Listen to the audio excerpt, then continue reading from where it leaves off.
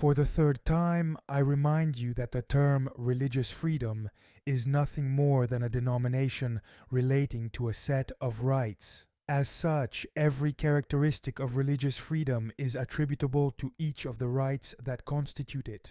When we are told, for example, that religious freedom is inviolable and supreme, then it is, among other things, the right to live according to one's own norms, to erect religious buildings, and to show the special value of false religions that must be considered as such. Similarly, when we learn that religious freedom remains a right for individuals who do not act according to their conscience, we must conclude that these same individuals can still live according to their own norms, erect religious buildings, and show the special value of their doctrine. Then, each and any characteristic of religious liberty, applying to the smallest right that constitutes it, would be inviolable and supreme, would remain regardless of its intentions, would be founded on human dignity and the very nature of mankind, would be universal and timeless,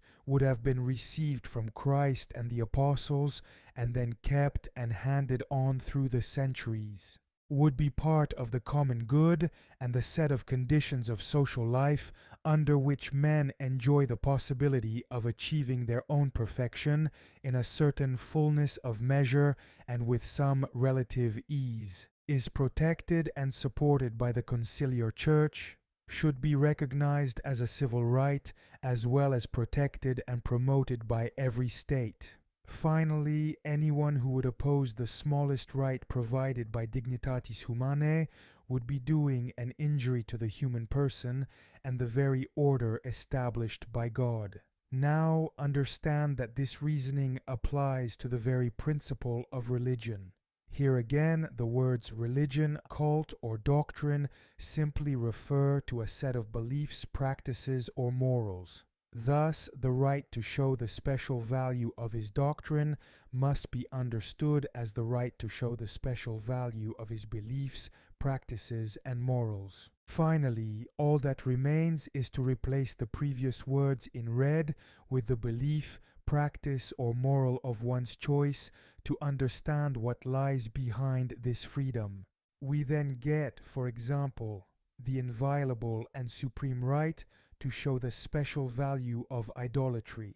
Therefore, the right to propagate idolatry or anything else would be inviolable and supreme, would remain regardless of its intentions, would be founded on human dignity and the very nature of mankind, would be universal and timeless, would have been received from Christ and the apostles, and then kept and handed on through the centuries, would be part of the common good and the set of conditions of social life under which men enjoy the possibility of achieving their own perfection in a certain fullness of measure and with some relative ease, is protected and supported by the conciliar church, should be recognized as a civil right as well as protected and promoted by every state. Finally, anyone who would oppose the free propagation of idolatry or anything else would be doing an injury to the human person and the very order established by God.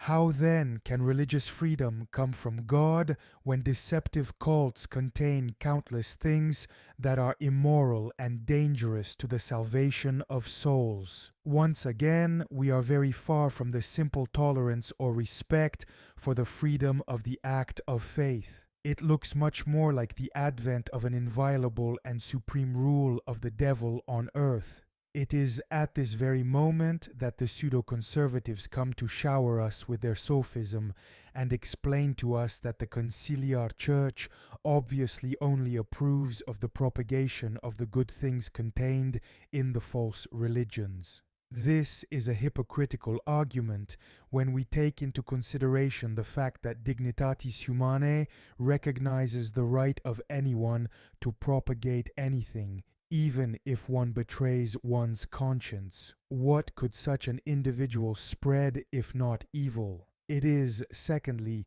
strictly impossible to support the freedom to show the special value of any doctrine without allowing the propagation of the evil things contained therein. Neither the Pope nor anyone else can filter the evil present in false religions to let out only the good. Whoever approves, encourages, or promotes their expansion assumes ipso facto the responsibility for what they spread.